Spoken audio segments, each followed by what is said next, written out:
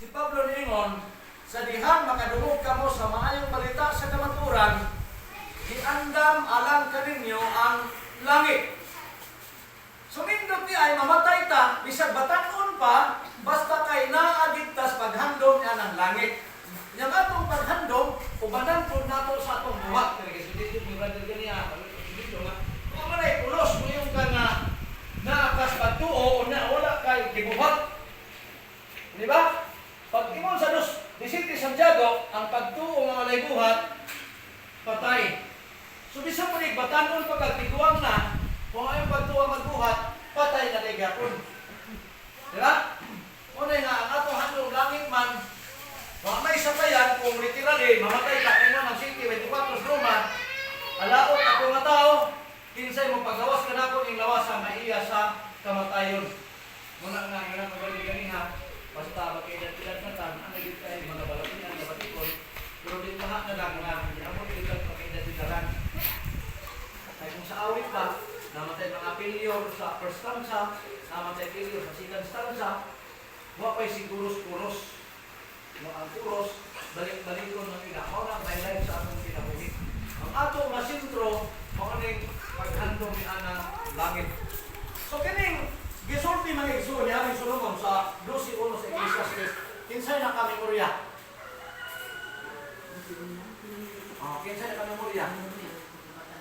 Yes, 12:1 sa Ecclesiastes. Hinumdumi ang imong magbubuhat sa panahon sa imong pagkabatan. Mabala ko niyo. Kinsa may gisultihan ni Gregson, ang batanon o ang tiguang? Batanon. Dali kay nakatupas si Riley, no? Kay dapit gid sa tiguang. Ano man, kay ingon man nga, hinumdumi ni magbubuhat sa panahon sa inyong batanon. Ano ginawa ko kaya Gregson ang iyo? Ingon pa nila, batanon na daw. Puro po nagbilit kay young and old, unite together and meeting. Ang batanon ay tiguang, usara. Kung imo analyze yung pag-ayaw, ang tiguang may gisultihan. Hinumdumi ang imong magbubuhat sa panahon sa imong pagkabatanon. Sa ito man gisultihan ang tiguang. Yan naman po'y batanon na nakadumok sa minsay na batanon siya ng panahon na. Hinumdumi imong magbubuhat sa panahon sa pagkabatanon. Kaya basit sa pagkabatanon, ang naglabis ng kinabuhi, puros lang makabutan ng kalibutan. Kaya mabatanon biya yung reaksyon, dali ba yung bigla yung makikita ng tusay makabutan sa mata. Wala yung mas nagdisa ganihan. Ito, grabe dito ka. Credit, bigay ito niya din mo pilihan na naaka sa syudad na ay kaghan yung panuay. Kanindot din nung gaya, ang kanindot lang, ay sa yung pagkabatan ng pagkabarugan na nakilahan siya na Adventist siya. Yan, anay, nagkuhan nga, mag-ampok yun. Di po maglargan ng plano, mag-ampok yun, dapat na dito siguro, kaya pagkino sa kayo yung plano, dito kayo mag-ampok. Kaya, ano man, ang ngayon, hindi ka kayo mag-ampok ng musa kayo, naka ng maranapa, eh. Ano man, isip na mo ikaw, nagkanapo niya ang ginong ganyan. Ako, nakadumog naman yung bugyo, kung sa kayo, ng maranapa na. Nakadumog dito sa ginong na, nakapag-irap ko si Babaw. Pero naagin no? Kaya nadung ka na ako sa una, si Brady Ibanez, mura di yung kumutuo kay Batsi ko no, kay si Babaw. Kung saan rin yung nag-akin yung kersada? Kaya yan giingon nga, muagi ko no mga panganon na ako na yung mga tragol na manitabo. So naka-explain siya nag-explain visa. So ako, magiging ko ka sakay, pero nadunggan na nato, nabasigit niya na na pruiba nga ang aeroplano di ay isang tanong biyahe sa altura at panganod na adi ay mga vaccine ato. Diba? Muna, nga sa ato kung pagkinabuhin mga igsuon, doon naging mga vaccine, mga rock nga atong maagian. Pero sa lagi atong buhaton, mabatanon man ka or matigulang man ka, ang ato lagi di ay, ang wali kaganyan ingon, ang sikan nga mapuntos ng ingon nga punit gid ka kanong nayo si Ginoo. Nga naman, kaya tanawa rin niya may so na sinabi sa kalibutan doon. Batanon pa, namatay na.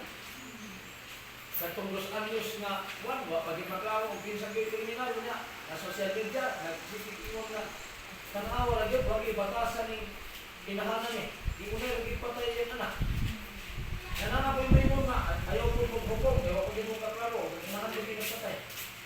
Ang buko, kinahan mag-ibutin mo, tingali na, may patay siyang anak, ang ngayon doon siguro siyang may nunduman, na naatay magbubuhat kayo. Nahimo pa niya pananglitan, wag hindi siya ka kinundom siguro, manaatay magbubuhat. Kung ito sa Biblia na iksoon, ang Diyos pwede magpatay. Pero ang Diyos nag-ingon, dili ka magpatay. Di ba? Kung sa'yo, maglibutan ang Diyos, nagsubok na dili magpatay, ang Diyos magpatay. Ano magreklamo magkakang kung ang Diyos magpatay, hindi man siya mabuhi. Hindi kayo magpatay, mabuhi ka. Kabuhi siguro noon, yung pag-ibig ka. Kasi kabuhi, hindi ka makabuhi. Murang ang Diyos kung siya magpatay, kabalo siya mabuhi. Kung kita, di man lang kabuhi. Murang natay, balakon, nagsubay. Madili ka magpatay. Ano, madili ka makabuhi. Murang ang tanan, ibot ni Haring Solomon, dina sa iyang Kapitulo 12, sa Ecclesiastes, ingon siya sa ulo, dinamdumi ang imong magbubuhat sa panahon sa imong pagka-batanon. Ang pagsabot na tigulang isang tiyan, uy, kung batanon isang tiyan, uy, ano man, young and old, unite together in heaven. So kita ang tanan, kaya diyan sa pabangang sa Ginoo, huwag maggoy, iniklir na ito may isang natiguang. Ito, may kung ginana ka na estadisa na ipang-iklir na tiguang, inig kahapon, huwag na'y manimba, kaya iway mo yung programahan. Tama ng matiguang, mamulay na yung mga tog. Tama ka rin? Dili. Muli na lang, matog. Naman kayo. Sa mabatan mo rin eh. Pero ang isultihan ni Solomon, mga gulang-gulang o mga gulang o mga batanon. Kaya naman, iyang gitibok ng iksoon dito sa versikulo 13. Kung saan isulti dito si 13? Yeah? Kung saan isulti? Dilaw? Sa versikulo 1, hinamdumi ang imong magbubuhat sa panahon sa imong pagka-batanon. Kung sabay nasulat dito sa 13. Kining tanan,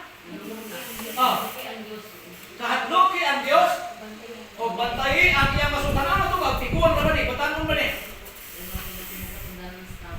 Mao kini ang tibuok